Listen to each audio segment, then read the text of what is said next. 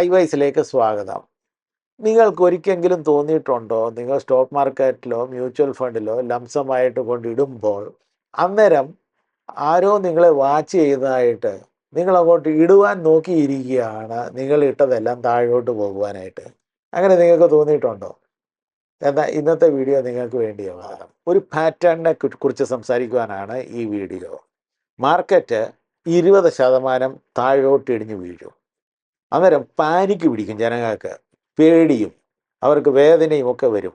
എന്നിട്ട് അവരുടെ കയ്യിലുള്ള സ്റ്റോക്സും പിന്നെ മ്യൂച്വൽ ഫണ്ട്സും ഈക്വിറ്റി ഇൻസ്ട്രുമെൻസും എല്ലാം കൂടെ അവർ നഷ്ടം കട്ട് ചെയ്യാനാന്ന് പറഞ്ഞിട്ട് വിറ്റിട്ട് മാർക്കറ്റിൽ നിന്ന് വെളിയിൽ ചാടും. ഈ ചാടുമ്പോൾ അവർ വിൽക്കുന്നത് വളരെ ലോവർ ലെവലിലെ പ്രൈസിലാണ്. അന്നേരം താഴെ മേടിക്കാനായിട്ട് ആൾക്കാർ കൊട്ടയം പിടിച്ചിരിക്കുകയാണ്. ആരാണ് ഈ കൊട്ടയം പിടിച്ചിരിക്കുന്നത് നിങ്ങൾക്കറിയാവോ? നമുക്ക് സംസാരിക്കാം. എന്നിട്ട് നിങ്ങൾ വെളിയിൽ ചാടിക്കഴിയുമ്പോഴത്തേക്ക് വെറും അല്പനാളുകൾക്കുള്ളിൽ ഈ സ്റ്റോക്ക് മാർക്കറ്റ് 30% മുകളിലോട്ട് ചാടും. ഈ പാറ്റേൺ ഒരു മാനിപ്പുലേഷനാണ്. നിങ്ങൾക്ക് അറിയാൻ വയ്യെങ്കിൽ നിങ്ങൾ വെയിറ്റ് ചെയ്യുക. ഈ വീഡിയോ നിങ്ങൾ അവസാനം വരെ കണ്ടിരിക്കണം.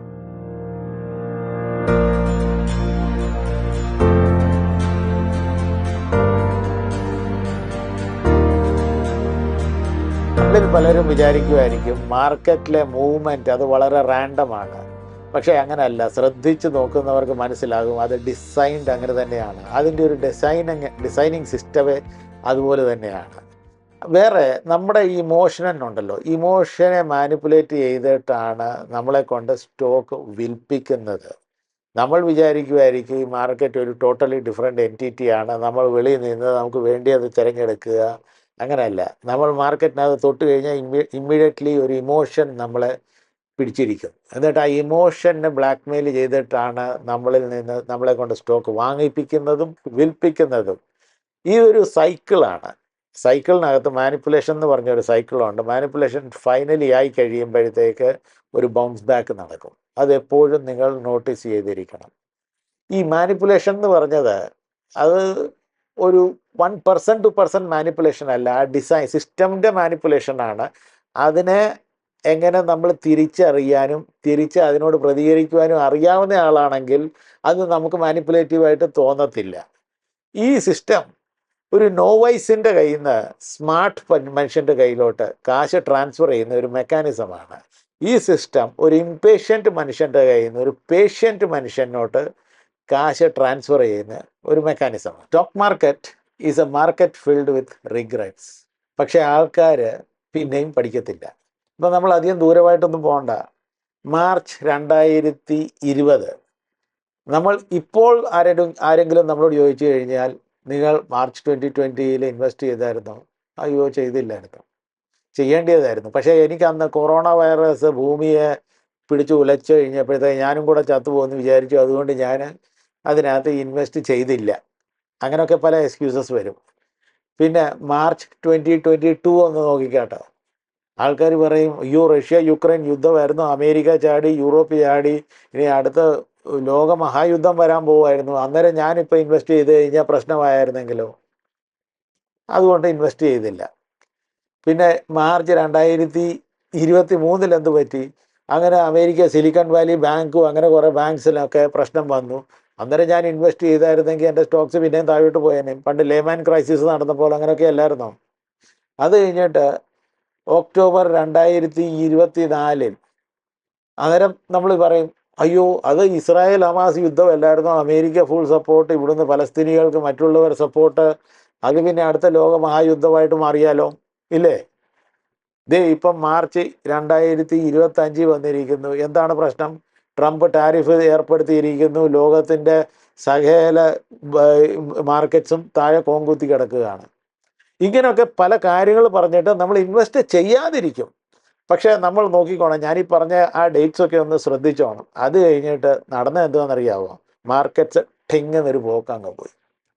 ഇവിടെ കൊണ്ട് താഴെ കൊണ്ട് ഇട്ടവൻ മിടുക്കൻ, അവനെ അടിച്ചു മാറ്റിക്കൊണ്ടുപോയി. ഇതാണ് പാറ്റേൺ. ഈ പാറ്റേൺ നമ്മൾ മനസ്സിലാകാതെ നമ്മൾ ഭയപ്പെട്ടിരുന്നു കഴിഞ്ഞാൽ, വാറൻ ബഫെ പറഞ്ഞത് B greedy when others are fearful, B fearful when others are greedy. ഈ ഒരു കാര്യം നമ്മൾ, ഈ ഒരു കോട്ട് ഞാൻ വീണ്ടും വീണ്ടും പറയുന്നത് നിങ്ങളുടെ മനസ്സിൽ അത് തറച്ചിരിക്കുവാനായിട്ടാണ്. ഇപ്പോൾ മാർക്കറ്റ് ഫിയർഫുൾ ഫേസിലാണ്. അന്നേരം നിങ്ങൾ എന്താണാവോ ചെയ്യേണ്ടതെന്നുള്ള കാര്യം നിങ്ങൾ പറഞ്ഞാട്ടെ. ചില ഫാക്ട്സ് നമുക്ക് അറിയേണ്ടതായിട്ട് ആവശ്യമുണ്ട്. നമുക്കറിയാമല്ലോ 2008 2009 അമേരിക്ക ഭയങ്കര സാമ്പത്തിക മാന്ദ്യം വന്നു. അതിൻ്റെ പേര് ലേമാൻ ബ്രദേഴ്സ് ഡൗൺഫോൾ എന്നൊക്കെയായിരുന്നു പറഞ്ഞുകൊണ്ടിരുന്നത്. അന്നേരം ഇന്ത്യയിൽ നിന്ന് $15 billion foreign institutional investors withdraw ചെയ്തത്. ഇന്ത്യൻ മാർക്കറ്റ് വീഴണമെങ്കിൽ തീർച്ചയായിട്ടും ഫോറിൻ ഇൻസ്റ്റിറ്റ്യൂഷണൽ ഇൻവെസ്റ്റേഴ്സ് വിഡ്രോ ചെയ്തെങ്കിലേ പറ്റത്തുള്ളൂ. നമ്മളെപ്പോലുള്ള ചോട്ടാ മോട്ട പുള്ളികൾ വിഡ്രോ ചെയ്തിട്ടൊന്നും കാര്യം നടക്കത്തില്ലല്ലോ, നമുക്കെല്ലാം അറിയാം. പിന്നെ US ഇന്ത്യൻ എക്കണോമി അന്ന് ഡൗൺഗ്രേഡ് ചെയ്തായിരുന്നു 2011. അന്നേരം ഇന്ത്യൻ മാർക്കറ്റിൽ നിന്ന് FIIs എത്ര വിഡ്രോ ചെയ്തെന്നറിയാം? $3 ബില്യൺ വിഡ്രോ ചെയ്തു. ലേമാൻ്റെ സമയത്ത് 15 ബില്യൺ, പിന്നെ 3 ബില്യൺ. പിന്നെ കോവിഡിൻ്റെ സമയത്ത് ഇന്ത്യയിൽ നിന്ന് FIIs എത്ര വിഡ്രോ ചെയ്തതെന്നറിയാമോ? 11 ബില്യൺ. പിന്നെ റഷ്യ യുക്രൈൻ്റെ യുദ്ധവും അതിനെ അനുബന്ധിച്ചുള്ള പ്രശ്നങ്ങളും സാങ്ഷൻസും ഒക്കെ കാരണം $35 ബില്യൺ ഇന്ത്യൻ സ്റ്റോക്ക് മാർക്കറ്റിൽ നിന്ന് FIIs വിഡ്രോ ചെയ്തുകൊണ്ട് പോയി. അത് കഴിഞ്ഞിട്ട് ഇപ്പോഴത്തെ ഈ ക്രൈസിസ് ഉണ്ടല്ലോ, അതിനകത്ത് എത്ര ബില്യൺ പോയെന്നറിയാമോ? $25 ബില്യൺ. അന്നേരം നമ്മൾ ആ ലേമാൻ ബ്രദേഴ്സിൻ്റെ 15 ബില്യൺ കൂടുതലാണല്ലോ ഈ 25 ബില്യൺ എന്ന് വിചാരിച്ചിട്ട് കാര്യമില്ല. ബിക്കോസ് അന്ന് ഇന്ത്യൻ ടോട്ടൽ എക്കണോമിയുടെ സൈസ് 1 ട്രില്യൺ ആയിരുന്നു. അതുകൊണ്ട് 1 ട്രില്യൻ്റെ സമയത്ത് 15 ബില്യൺ പോകുന്നത് അത് 1.5% ആയിട്ടാണ് കണക്ക് കൂട്ടുന്നത്. പക്ഷേ ഇന്ന് നമ്മുടെ എക്കണോമി 4 ട്രില്യൺ ആണ്. അന്നേരം ഈ 25 ബില്യൺ പോകുന്നത് എത്രയാണെന്നറിയാമോ? 0.6%. ആ ഒരു കണക്ക് നമ്മുടെ മനസ്സിൽ എപ്പോഴും വെച്ചിരിക്കണം. എന്നിട്ട് നമുക്ക് നോക്കണം ഈ സമയത്ത് വീണതിൻ്റെ രീതി എങ്ങനെയാണ് അത് കഴിഞ്ഞിട്ട് ബൗൺസ് ബാക്ക് ചെയ്തത്. നമുക്കറിയാമല്ലോ 30, 40, 50, ഈവൻ കോവിഡ് കഴിഞ്ഞിട്ട് ഏകദേശം 100% വരെ ബൗൺസ് ബാക്ക് ചെയ്തിട്ടുണ്ട്. പാവം പിടിച്ച റീറ്റെയിലേഴ്സ് പാനിക്ക് പിടിച്ചിട്ട് നഷ്ടത്തിൽ വിറ്റുകൊണ്ടിരിക്കുമ്പം താഴെ കൊട്ട വെച്ചുകൊണ്ടിരിക്കുന്ന ആൾക്കാരെ പറ്റി ഞാൻ സംസാരിച്ചില്ലേ, അതാണ് മ്യൂച്വൽ ഫണ്ട്സ്, DII. FIIs കട്ടയും പടയും പൊക്കിക്കൊണ്ട് പോവുകയാണ്. പക്ഷേ അതേസമയം ഇവിടെ വാങ്ങുവാനിരിക്കുന്നത് DIIs എന്ന് വെച്ച് കഴിഞ്ഞാൽ ജനറലി മ്യൂച്വൽ ഫണ്ടിനെ കുറിച്ചാണ് ഈ പറയുന്നത്. അവരുടെ ലോജിക്ക് എന്തുവാണെന്നറിയാമോ? ഈ പ്രൈസ് ടു ബുക്ക് റേഷ്യോ എന്ന് പറഞ്ഞൊരു സാധനമുണ്ട് കേട്ടോ. ആ പ്രൈസ് ടു ബുക്ക് റേഷ്യോയുടെ ആ ഗ്രാഫ് നമ്മളങ്ങോട്ട് നോക്കണം. എന്നിട്ട് ലോങ് ടേം ആവറേജ് ഉണ്ട്, 10 ഇയർ റോളിംഗ് ആവറേജ് ഉണ്ട്. 10 ഇയർ റോളിംഗ് ആവറേജിനെക്കാട്ടിയും കീഴോട്ട് ഈ പ്രൈസ് ടു ബുക്ക് റേഷ്യോയുടെ ഗ്രാഫ് കീഴോട്ട് വരുവാണെങ്കിൽ അവർക്ക് ബൈയിങ് ഉള്ള സമയമായിരിക്കുന്നു. പക്ഷേ മാർക്കറ്റിൽ പാനിക്ക് പിടിച്ച് വിൽക്കുന്നവർ അതൊന്നും നോക്കുന്നില്ല, അത് കുറഞ്ഞെന്ന് പറഞ്ഞിട്ട് അങ്ങ് വിട്ടിട്ട് പോവാണ്. നിങ്ങൾക്ക് മനസ്സിലായോ? അതുപോലെ തന്നെയാണ് ഈൽഡ് റേഷ്യോയുടെ ചാർട്ട്. ഈൽഡ് റേഷ്യോയുടെ ആ ഗ്രാഫ് വരുന്നുണ്ടല്ലോ, അതും താരതമ്യപ്പെടുത്തും 10 ഇയർ റോളിംഗ് ഈൽഡ് റേഷ്യോയുടെ ലോങ് ടേം ചാർട്ട്. അന്നേരം ഇപ്പോഴത്തെ ഈൽഡ് റേഷ്യോയുടെ ചാർട്ട് അതിൻ്റെ താഴെ വന്നു കഴിഞ്ഞാൽ അവർ വാങ്ങിച്ചുകൊണ്ടിരിക്കും.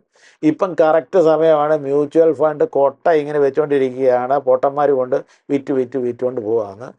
വളരെ ലോ വാല്യൂവിലാണ് കിട്ടുന്നത്. പക്ഷേ ഇപ്പോൾ നിങ്ങൾക്ക് ഒരു ആക്ഷനും എടുക്കാൻ ആഗ്രഹമില്ലെങ്കിൽ ഇപ്പോൾ മ്യൂച്വൽ ഫണ്ടിൽ കുറച്ച് കൊണ്ടിടുന്നത് നല്ലൊരു സംഭവമാണ് കേട്ടോ. ഇപ്പോൾ ഒരു സൈഡിലെ സ്റ്റോറി നമുക്ക് മനസ്സിലായല്ലോ, അവരെപ്പോഴാണ് വാങ്ങുന്നത് എന്നുള്ള കാര്യം. പക്ഷെ വാങ്ങിക്കഴിഞ്ഞിട്ട് അവർക്ക് വിൽക്കണമെങ്കിലും അവർ നമ്മളെ തന്നെയാണ് യൂസ് ചെയ്യുന്നത്. നമ്മളെ തന്നെ ഈ സൈക്കിളിന് അങ്ങോട്ടും ഇങ്ങോട്ടും ഇട്ട് കറക്കിക്കൊണ്ടിരിക്കുകയാണ്. ഈ സിസ്റ്റത്തിനകത്ത് ഈ ലീഡേഴ്സ് അല്ലെങ്കിൽ ആ പരിപാടി നടത്തുന്ന ആൾക്കാർ, they are big fund houses, hedge funds, ഇങ്ങനെയൊക്കെ ഉള്ള താപ്പാനകളാണ് ഈ നടത്തുന്നത്. ഇവരുടെ കയ്യിലുള്ള അഡ്വാൻറ്റേജ് എന്തുവാണെന്നറിയാമോ? അവർക്ക് ഹ്യൂജ് ഡേറ്റ ഉണ്ട്. ആൽഗോ ട്രേഡിങ്ങും AI ബോട്ട്സും ഒക്കെ കേട്ടിട്ടുണ്ടോ? ആ ഡേറ്റ യൂസ് ചെയ്തിട്ട് പിന്നെ ഡീപ്പ് പോക്കറ്റ്സും ഉണ്ട്. അവരുടെ ഇല്ലാത്ത കാശില്ലല്ലോ, billions and billions of dollars അല്ലേ ഇരിക്കുന്നത്. അതിട്ടിട്ടാണ് നമ്മളെ ഇങ്ങനെ ല്യൂർ ചെയ്തിട്ട് ഇവിടുന്ന് അങ്ങോട്ട് ചാടിപ്പിച്ചിട്ട് ചാടുന്നതിൻ്റെ ഇടയ്ക്ക് അവർ ചരട് പിൻവലിപ്പിക്കുന്നത്. ആ പരിപാടിക്കകത്ത് നമ്മൾ വീണ് പോകുന്നുണ്ട്. റീറ്റെയിലേഴ്സ് അങ്ങനെ അതൊന്നും രക്ഷപ്പെടാൻ പറ്റത്തില്ല. ആ ഒരു സൈക്കിൾ ആണ് തന്നെ. അന്നേരം ഇവരൊരു ഹൈപ്പ് ക്രിയേറ്റ് ചെയ്യും. ഈ അവർക്കിപ്പോൾ വിൽക്കേണ്ട സമയമായെങ്കിൽ അവരെന്ത് ചെയ്യുന്നറിയാം? ഹൈപ്പ് ക്രിയേറ്റ് ചെയ്യണമെങ്കിൽ അവർക്ക് വേറെ ആരെ വേണം?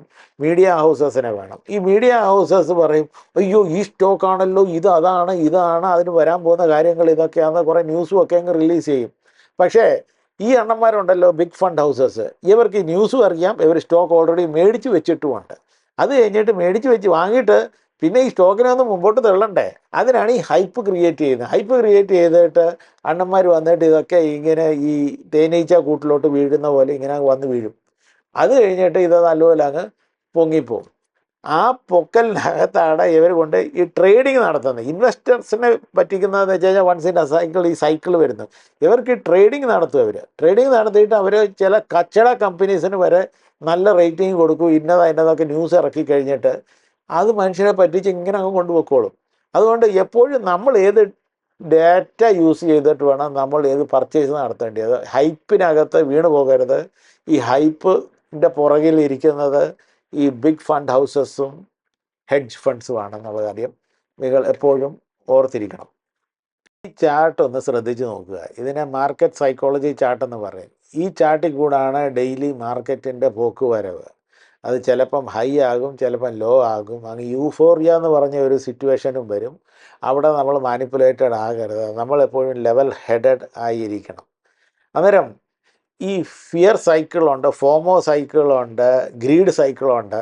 ഇതിനകത്ത് മാർക്കറ്റ് നമ്മളെ ഒരു ടാർഗറ്റാക്കി വെച്ചിരിക്കുകയാണ്. നമ്മൾ അതിൻ്റെ ഒരു ടാർഗറ്റാണ്. അത് ഒരു വ്യക്തിയല്ല നമുക്ക് ടാർഗറ്റ്. അതിൻ്റെ സിസ്റ്റം ഡിസൈനിനകത്ത് നമ്മളെ ആദ്യമായിട്ട് നമ്മൾ ടാർഗറ്റായിട്ടാണ് വരുന്നത്. ആ ടാർഗറ്റിൽ നിന്ന് നമ്മൾ ഒഴിവാക്കിയിട്ട് നമ്മൾ മാർക്കറ്റിനെ ടാർഗറ്റ് ചെയ്യണം. നമ്മൾ മാർക്കറ്റിൽ നിന്ന് പ്രോഫിറ്റ് ഉണ്ടാക്കാനായിട്ട് നോക്കണം.